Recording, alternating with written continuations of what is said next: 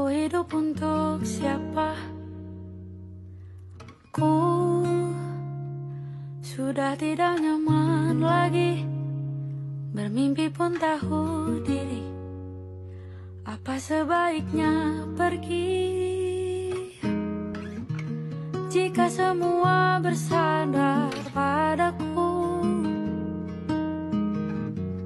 Lalu aku bersandar kemana? Kamu kenapa? Kok kelihatannya sedih banget? Ada masalah? Aku capek, kerja keras terus, tapi nggak pernah dihargai. Padahal aku udah tiap hari tuh lembur, tapi nggak pernah diapresiasi sama atasanku. Aku mau resign. Sayang banget kalau kamu mau resign. Padahal kan kamu kan orangnya cekatan, teliti. Gimana sih atasanmu? Tapi aku capek kerja di sini. Ya ampun, kasihan banget. Tapi kamu harus kuat. Di aku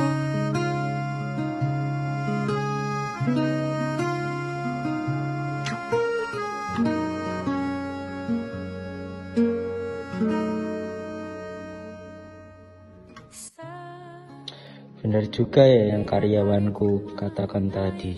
Sebagai atasan aku kayaknya kurang mengapresiasi mereka. Ya udah, aku mau perbaiki semua. jika semua bersandar padaku, lalu aku bersandar kemana?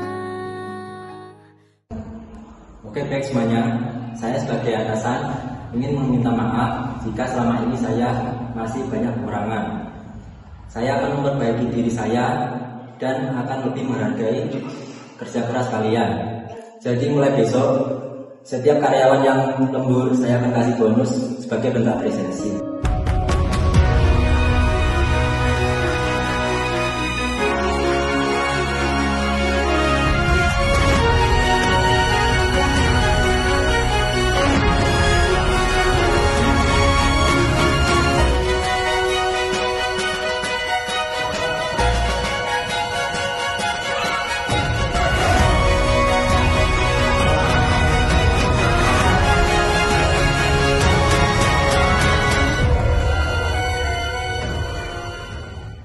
Dari contoh sederhana ini, kita bisa melihat bahwa motivasi kerja yang baik dapat meningkatkan kepuasan dan retensi karyawan. Situasi seperti ini sering terjadi di dunia kerja.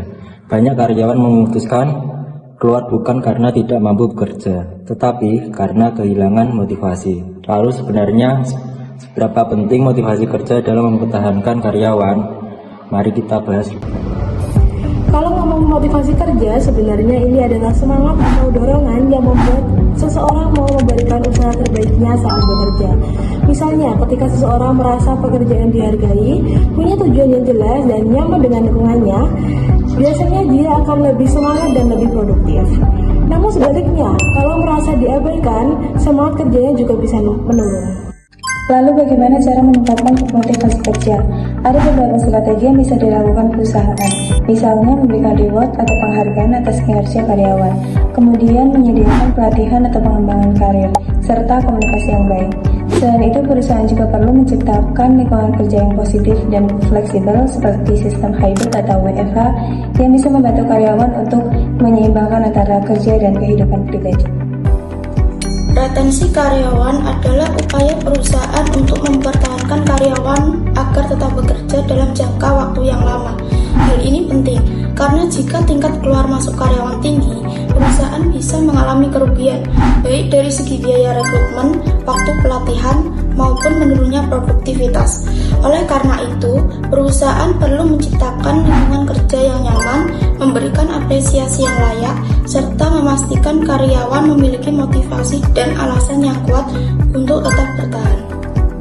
Nah, motivasi kerja dan retensi karyawan itu sebenarnya saling berhubungan.